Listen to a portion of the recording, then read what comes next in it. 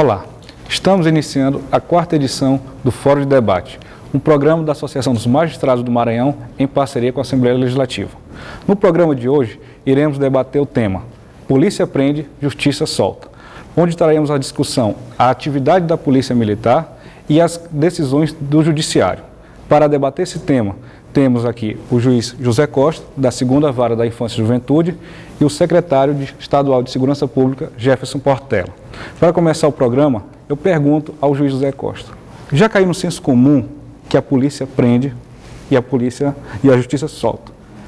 Isso é um mito ou é verdade? Em parte é verdadeiro, porque a justiça solta quando a prisão é ilegal ou quando não é necessária a prisão preventiva. É o judiciário que controla, por lei, essa atividade da polícia.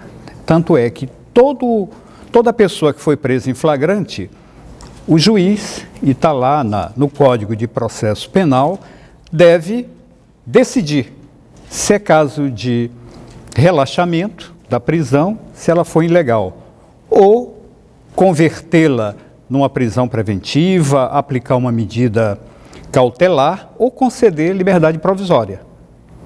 Então, o juiz pode, nesses casos, apreciar, ainda mais porque a continuação da prisão, a conversão da apreensão em flagrante da pessoa, da prisão em flagrante em prisão preventiva, é necessário que preencha requisitos que a própria lei estabelece.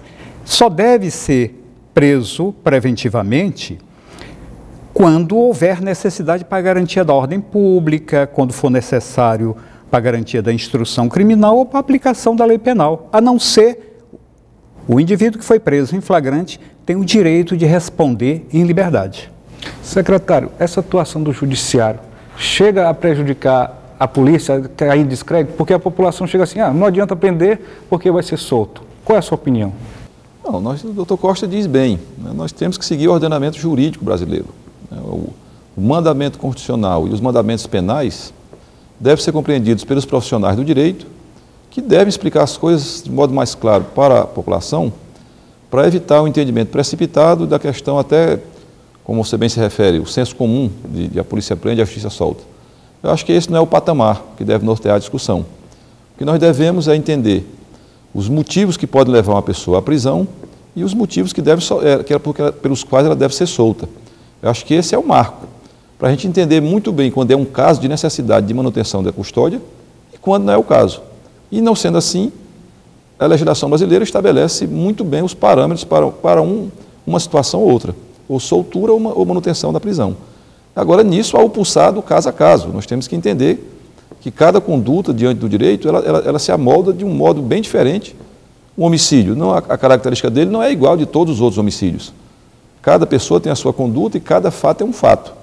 E é diante de cada um que a gente deve se posicionar sem traçar uma regra geral, tipo esta de polícia prende e a justiça solta. Por exemplo, o que se pode questionar é a soltura de uma pessoa que tenha 13 homicídios. Uma pessoa, na situação dessa, importa dizer que ela vai sair e vai matar. Nesse caso, a gente se questiona se o mais justo não é a manutenção dela em custódia do que a certeza de que, saindo da prisão, vai matar imediatamente. Mas, como eu disse, isso é a conformação da realidade a cada caso. Não pode haver uma regra geral, uma afirmação, como o tema do debate hoje aponta. Uma coisa generalizada que a gente deve, como profissional, afastar. Não é bem isso. A polícia tem o seu papel, o judiciário tem o seu papel. Nessa conformidade legal, cada um deve cumprir bem o seu dever. Quando nós prendemos com a preocupação de que crimes sejam evitados, mas isso nós sabemos que vai imediatamente para a apreciação do Poder Judiciário. O nosso papel é fazer a prisão em flagrante, mas comunicar ao Judiciário, à Defensoria Pública, ao Ministério Público, para que eles façam a avaliação da manutenção daquela custódia ou não. E essa é uma conformação legal, está definida pelo direito brasileiro. Aqui no Maranhão, nós estamos inaugurando, ou já inauguramos, um procedimento que está de acordo com os tratados internacionais, que é a audiência de custódia. O Estado de São Paulo anunciou, agora recente, que vai também aplicar esse procedimento. Toda a pessoa que for presa em flagrante, ela tem que ser ouvida pelo juiz. Essa audiência de custódia, ela é realizada com o juiz defensor e Ministério Público, e é ouvido o preso. E ali o juiz, em vez de decidir isoladamente, ele, ouvindo, decide lá, também ouvindo o Ministério Público e Defensoria, se vai conceder ou não a liberdade provisória, se vai converter em prisão preventiva, aplicar medidas cautelares. E isso tem se demonstrado mais efetivo, porque às vezes é muito perigoso você decidir isoladamente e às vezes mandar para o sistema carcerário pessoas às vezes que estão com são primário, tem um crime, não tem antecedentes, que a gente sabe que o ambiente prisional muitas vezes ele mais deforma do que outra coisa, e não inibe. Juiz José Costa, será que não falta também transparência para deixar mais claro para a população por que aquela pessoa que foi presa está recebendo uma liberdade provisória? Olha, a decisão do juiz, ela tem que ser fundamentada. Quando ele fundamenta, ali cabe recurso. Então, a transparência que tem que ter uma decisão fundamentada do juiz quanto àquela situação. É claro que, como falou o secretário, o indivíduo que está respondendo a vários processos de roubo, já é reincidente naquilo, num homicídio, o juiz deve perceber, e tem fundamento para isso, para garantia da ordem pública, que seja convertido em prisão preventiva, porque a tendência é voltar a rescindir e tem que resguardar a sociedade. Enfim, cada caso é cada caso e tem que ser prudente para resguardar a sociedade também. Nesse sentido, tem que ser rigoroso para garantir também a sociedade de uma pessoa que pode voltar a rescindir. A liberdade, ela não causa uma sensação de impunidade? Como transformar isso para a sociedade mostrar que não há impunidade? A liberdade é a regra. O que nós temos que entender é o caso onde essa regra deve ser quebrada. Não há uma coisa geral contra todos. A liberdade perdida é daquele indivíduo que cometeu um crime em série ou um crime de uma monta grave que a justiça avalia que ele deve continuar preso. Então, assim, a liberdade, nesses casos de crimes reiterados, choca qualquer um. Não entendemos como uma pessoa possa ter 15 anos de traficante no estado do Maranhão e ganhar liberdade. Isso é chocante. E cabe, sim, uma avaliação da população e uma análise de todos. Nós somos homens livres, todos nós, para analisarmos qualquer decisão, porque todas as decisões são de natureza pública. A sociedade, através dos órgãos públicos, existe o nosso princípio da publicidade. Então, toda decisão há de ser pública e, sendo pública, haverá um juízo de valor sobre ela. Então, assim, às vezes se questiona, sim. A gente, na polícia, agora falando como secretário de segurança e como delegado de carreira, nos choca assim, solturas repetidas de traficantes, porque a vida profissional deles é o crime. Eles se amoldaram a essa prática de vida. Então, a população também conhece. O caso de traficantes de drogas famosos. A população vê a prisão dele de novo com droga e vê outra soltura. Então, nesse aspecto particular, e se aplica a outros crimes, essas condutas de pessoas de modo reiterado em ações criminosas, a população questiona, a gente questiona. Mas, vou dizer, há o ordenamento jurídico. Havendo a prisão e havendo soltura, o doutor Costa disse bem, cabe recurso, o órgão próprio é o Ministério Público. E isso deve ser tomado, eu entendo que é assim. Se o Ministério Público entende que não é o caso de soltura, ele tem um dever legal de formalizar o seu recurso e a instância superior apreciar.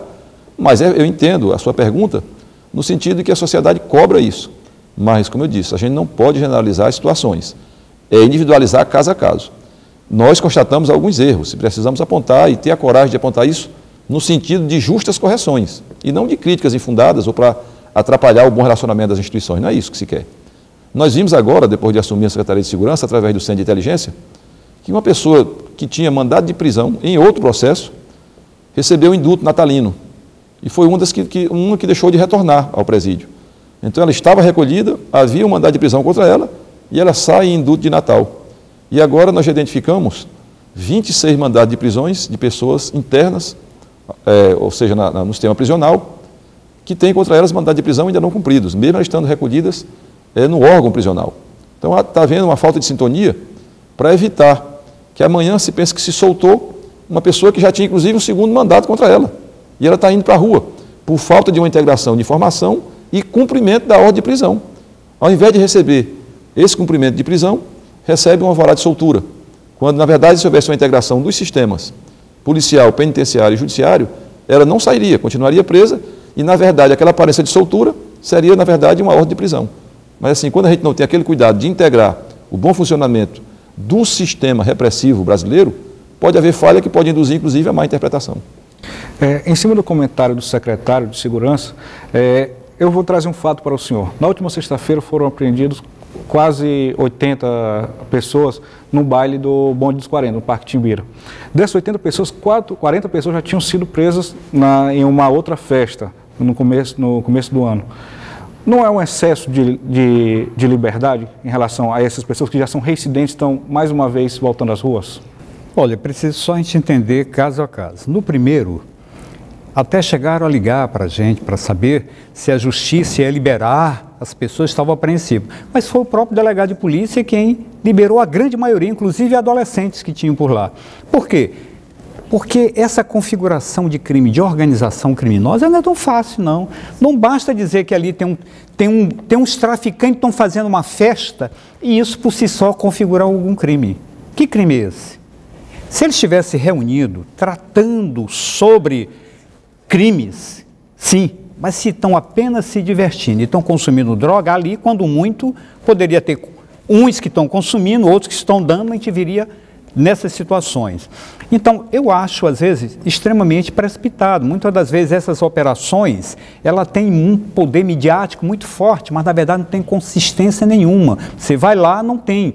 Crime de organização criminosa, via de regra, são crimes que são apurados com serviço de inteligência, mas tem que ser provado para a justiça. Não vai dizer, e escuta telefônica, escuta foi legal.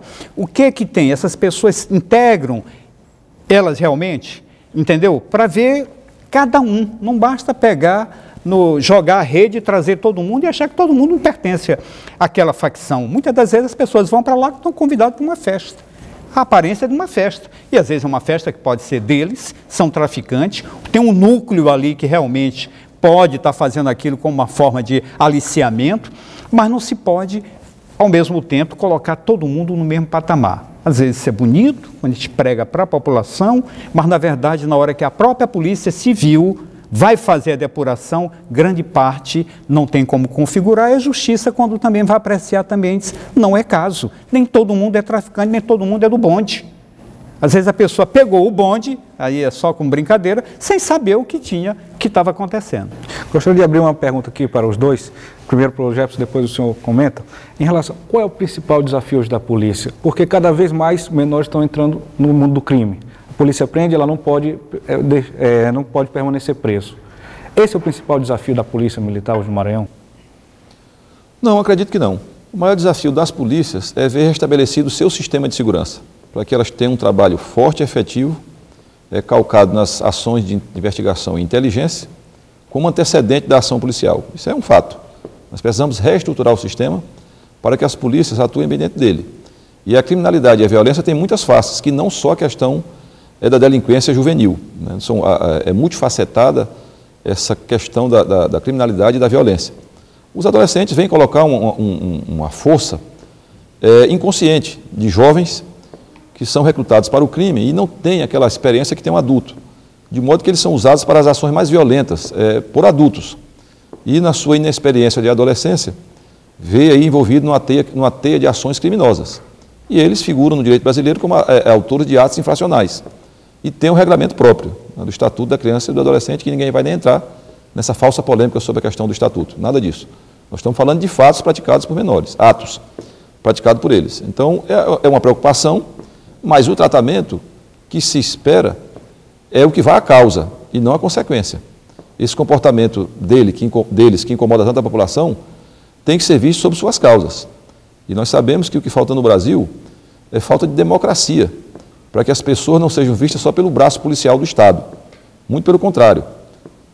O Estado tem que chegar com a educação, tem que chegar com moradia, tem que chegar com a economia, através da distribuição de renda justa para a população, para que você não tenha pessoas excluídas de toda a participação social, que adote a violência como uma forma de participação, a fim de que sejam vistas no seu bairro, na sua cidade. Eles não são vistos de nenhum modo. Eles não são ninguém, não são nada. Estão nas esquinas, nas favelas. E, de repente, partem para uma participação social através da violência, que aí sim adquire dinheiro, adquire tênis de marca, adquire namoradas, andam de carro, se deslocam em outros espaços sociais, que não teriam antes, na sua solidão, da sua miséria financeira, da sua tragédia social. Então é preciso discutir essas causas. O Estado tem culpa nisso aí, os governantes irresponsáveis e corruptos e marginais da política têm uma responsabilidade antecedente a esse núcleo hoje que é visto pelo sistema penal. Mas entendo que os atos são graves e a eles sim, o Estatuto estabelece a possibilidade de recolhimento de 45 dias, de 3 anos de internação, mas é aí que eu digo, é caso a caso, nós não podemos tirar para o direito penal uma regra geral. O que é geral é a definição da norma, mas a aplicação do direito em concreto é caso a caso. Então a gente tem que ter muito cuidado para não pensar numa resposta para a sociedade brasileira e aos seus jovens a partir do ponto de vista do direito penal. Por que não dar resposta a eles a partir do direito constitucional? Ninguém fala da Constituição para eles. Ninguém diz que eles têm os seus direitos respeitados.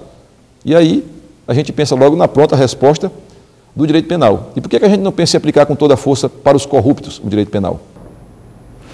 Eu agradeço a explicação do secretário Jefferson Portela. Vou passar a pergunta para o juiz José Costa, mas para ele responder no próximo bloco. Nós vamos dar um intervalinho, já já nós voltamos.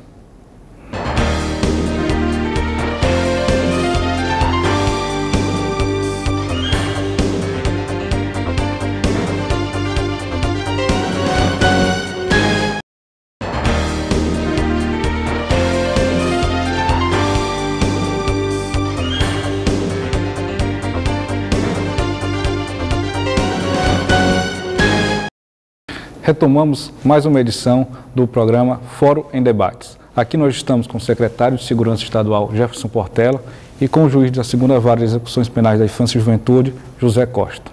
Retomando a pergunta que foi feita no último bloco. José Costa, o senhor acha que é um desafio para a Justiça e para a própria polícia, para o sistema de segurança, o jovem inserido no crime? E a gente aproveita para entrar no debate sobre a maioridade penal. Qual é a sua opinião sobre esse assunto?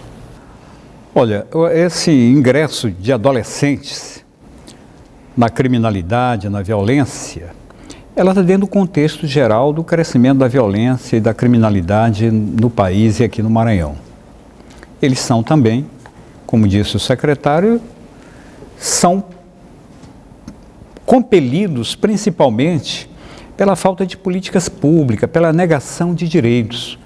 Hoje a maioria dos adolescentes, assim também como dos adultos que estão no sistema carcerário, são pobres, negros, analfabeto, semi-alfabetizado, enfim, são pessoas que foram esquecidas pelo poder público e que às vezes só resta a alternativa do mundo da criminalidade, é tráfico como estratégia de sobrevivência, é roubo também, enfim, todo mundo, e os adolescentes têm muito isso, que é dar uma aparência de que pertence a essa sociedade. Para isso, precisa de um tênis de marca, de uma camisa de marca, de um celular. Esses são, pelo consumismo aí apresentado, são as facetas de quem é um cidadão. Sem isso, você não ingressa numa festa, ou melhor, não é visto pelas meninas como alguém que está incluído nessa sociedade de consumo, nessa sociedade que vivemos. Enfim, então ele está inserido nesse contexto. Agora, é claro que há também uma legislação que pune. O Estatuto da Criança e do Adolescente, ele traz medidas socioeducativas que têm conteúdo também retributivo, punitivo. Não é só socioeducativo, não. Hoje, nós temos aqui em São Luís, cerca de 50 adolescentes que estão internados provisoriamente. E do Estado, nós temos cerca de mais de 50 adolescentes estão cumprindo medida de internação, no mínimo 6 meses, no máximo 3 anos. É pouco, a estrutura do Estado ainda é muito pequena. A necessidade, às vezes, até impõe que nós tivéssemos mais unidades espalhadas pelo Estado para conter, porque realmente precisa ter esse conteúdo repressivo a esses adolescentes. E é bom que se diga, que às vezes se diz, não, mas na maioria dos países a maioridade penal começa aos 16 e 18. Isso é um grande equívoco, porque no Brasil, na verdade, a responsabilidade penal começa aos 12 anos. De 12 ao 18, você responde pelo ato, pode ser internado.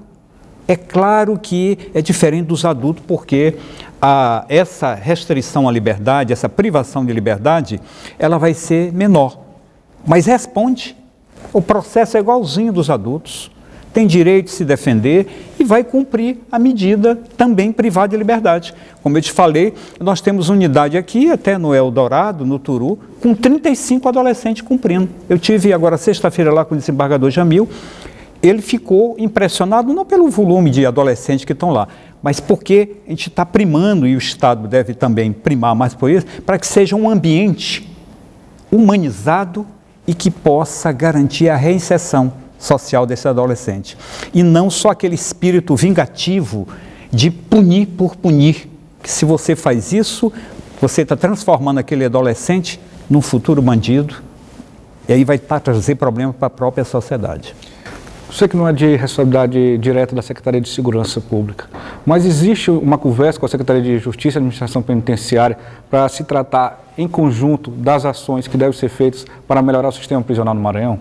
Sem dúvida nenhuma. Nós assistimos estarrecidos a governadora que deixou o cargo antes do final do mandato formalizar uma licitação para ajeitar o sistema penitenciário com o valor total da licitação de 1.293 bilhões.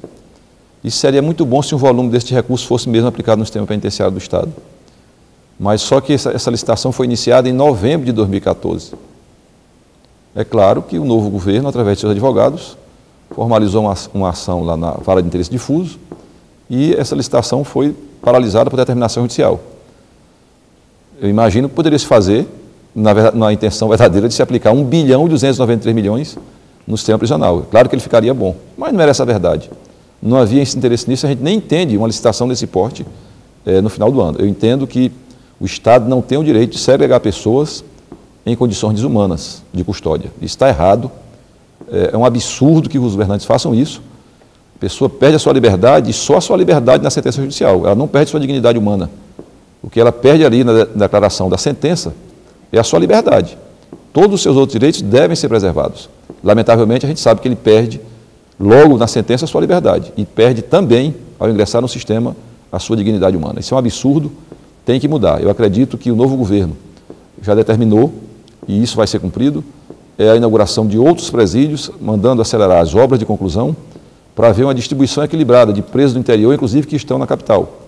É preciso que eles fiquem num sistema regionalizado, enquanto não se chega ao ideal, que é o sistema municipalizado, mas o governo vai marchar para essa ordem, primeiro regionalizando, para depois municipalizar o cumprimento da pena. Isso é uma determinação do governador Flávio, e pela convicção que eu tenho em relação ao programa dele, isso deve ser cumprido. Mais uma vez, trazendo para o debate, gostaria de fazer um questionamento que os dois fizessem comentário. Existe uma ONG em atividade, que é a ONG Liberdade Provisória, Instituto para a Liberdade Provisória, em que ela quer garantir até a liberdade provisória para o preso feito em flagrante. Não há um certo exagero, até para quem é pego em flagrante? Olha, a liberdade provisória, ela deve ser garantida, salvo se for caso de prisão preventiva. Quer dizer, a regra deve ser a pessoa responder em liberdade. Há um certo equívoco, e até a população e a mídia perpassa isso, que a pessoa, quando é presa por um crime, ela deve continuar como se fosse já uma antecipação da pena. A legislação brasileira, que segue os postulados aí dos países mais desenvolvidos da ONU, é adepta de que você só deve prender provisoriamente, antes do julgamento, quando houver necessidade para a garantia do processo ou da sociedade.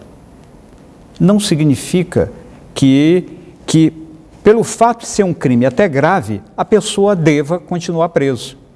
Ele só deve continuar preso se ele for fugir, praticar outros crimes, ou se ele vier atrapalhar a própria instrução probatória, intimidando testemunha, ameaçando vítima, a não ser ele tem um direito. É claro que esse processo deve ter a celeridade, porque a demora também termina impulsionando a impunidade, impulsionando na cabeça de quem praticou o crime de que não vai dar nada, e na própria sociedade. Mas a regra é essa. Nós não podemos cultivar essa ideia de que quanto mais se prende, mais se controla a criminalidade. O Brasil é o terceiro país em população carcerária do mundo. O ano passado suplantou a Rússia, Estados Unidos, China e o Brasil em terceiro, de maior população carcerária. E esses países não conseguiram conter a criminalidade com esse encarceramento massivo. Tem alguma coisa errada nisso, porque o próprio Jefferson já adiantou, não basta medidas de repressão, ou há uma intervenção também em outras políticas de prevenção a nível de segurança e também de direitos que devem ser garantidos, oportunidade, escola, trabalho, ou nós vamos ficar enxugando gelo, como se diz, porque não se combate a criminalidade, a violência, apenas com política de repressão. Secretário, o senhor concorda? Concordo com o fundamento do Dr. Costa, né? O Estado deve se fazer presente com os outros direitos da população. Eles têm que imaginar isso, eu digo o direito básico é o direito constitucional. O Estado deve estar atento para isso, como foi feito na Colômbia. O que reduziu o crime na Colômbia não foi só a intervenção policial, foi o Estado com os seus braços administrativos em relação aos direitos, realizando na prática o exercício, garantindo o exercício desses direitos. Agora, em concreto aqui no Brasil, há pessoas que devem ficar presas, eu tenho isso como convicção. Por exemplo, eu não conheço ex-corrupto. O corrupto é um ladrão permanente. Eu não vejo uma escola que aponte assim, aqui um grupo de ex-corruptos. Como também não conheço uma escola de ex-traficantes. São pessoas de condutas reiteradas contra o patrimônio público e contra a sociedade, que são os traficantes. Eu entendo que a conduta do traficante neste caso, em concreto, em relação ao tráfico, estou falando do traficante, não aquele envolvido com drogas. Aquele que mercancia mesmo as drogas, que vive explorando até a vida de pessoas que vendem a droga para ele, para que ele tenha um patrimônio aumentado a partir da venda ilícita de drogas. Me refiro a esse tipo de gente. Eu entendo que esse sujeito, com a sua conduta criminosa, ele abala a ordem pública, de modo permanente. Então ele já, uma prisão, 2 prisões, 3 prisões. Quando a gente fica assustado, lá vem ele de novo com a rede de tráfico. Volta à soltura. Esse tipo de sujeito, para mim, o tráfico de drogas, eu entendo que é algo que abala mesmo a ordem pública. Veja bem, os homicídios encomendados hoje por dívida de drogas, por disputa de mercado ilícito de drogas, por violência para demonstrar poder e arrebanhar ideologicamente jovens, isso tudo é a partir da ação do traficante. Então, a sociedade brasileira hoje, com 50 mil assassinatos por ano no nosso país, notadamente a marca maior, como causa dessas mortes, sendo o tráfico ilícito de drogas, eu entendo que todo traficante, ele abala assim, o traficante tipicamente definido. Com a sua conduta, ele abala a ordem pública de modo permanente. Portanto, eu entendo que nesses casos, para a defesa da sociedade, o traficante deve, assim, enquadrado enquanto tal, definido enquanto tal, permanecer preso. Bom, o debate está rico, mas estamos chegando ao fim da 4ª edição do Fórum em Debates. Para tratar do tema Polícia Prende, Justiça Solta, hoje convidamos o juiz José Costa e o secretário Jefferson Portela. Aqui abordamos diversos temas, abordamos maioridade penal, liberdade provisória, a presença do Estado como fortalecedor do combate da criminalidade com o jovem, além da segurança, ter uma política de prevenção. Agora, eu queria convidar o José Costa para dar suas considerações finais, logo após o secretário Jefferson Portela. Olha, como considerações finais, eu queria destacar um ponto aqui, que talvez seja para iniciar um debate, é que o combate à traficância no mundo tem sido dito por vários estudiosos que é uma guerra perdida. Os Estados Unidos não conseguiram enfrentar. Aumentou-se enormemente a população carcerária vinculada ao tráfico e não se conseguiu minimizar a criminalidade da traficância. E acho que aqui no Maranhão deve-se também redirecionar isso. Se você vai no sistema carcerário, a grande maioria lá que estão envolvidos na traficância são pobres lascados. Você vai na casa dele, está numa traficância e não tem nada. É miserável. Por quê? Porque toda a repressão é dirigida lá na ponta. Então tem que ser algo mais inteligente para conter. Você prende num bairro dezenas de pessoas, no dia seguinte tem outro substituindo.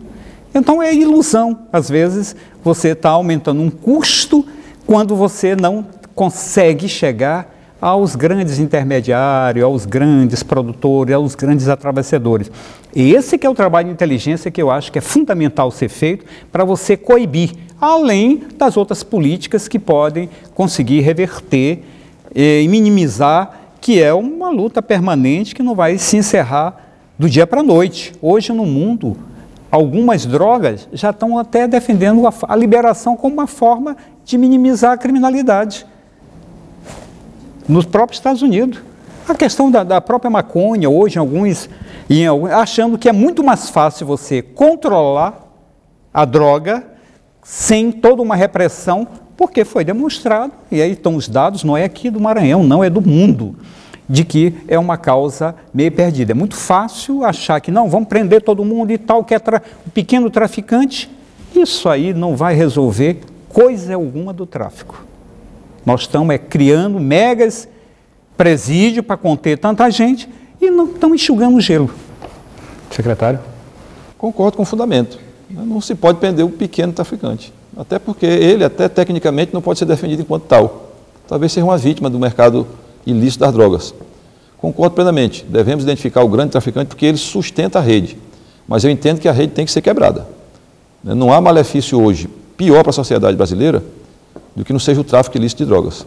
Porque ele é um crime fim que leva a dezenas de crime meio. Você tem hoje uma população de zumbis, que são os usuários de crack.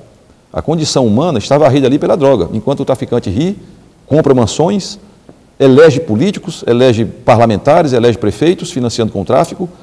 O traficante hoje se envolve com uma série de mercados, falsificação de remédios, rede hoteleira, venda de veículos, já transformando o tráfico numa coisa muito poderosa no país, que vai abalar as estruturas de funcionamento do próprio Poder Judiciário, das polícias, do Ministério Público, da sociedade, se nós não tivermos um braço forte do Estado voltado contra eles. É preciso entender que eles se infiltram nas instituições e daí a definição do crime organizado.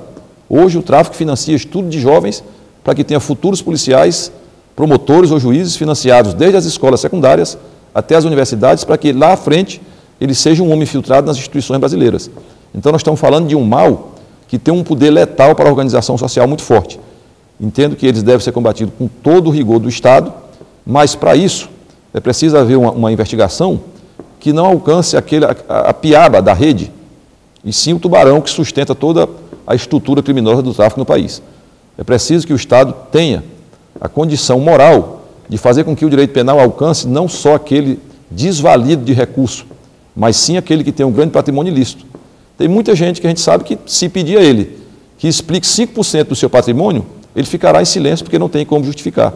O Estado deveria identificar isso, porque muitas vezes, por trás do enriquecimento ilícito, está o tráfico de droga e o cidadão tem uma participação social como autoridade, como ilustre pessoa do meio social, quando na verdade é um bandido de luxo que vive bem à custa da tragédia e da miséria da sociedade brasileira.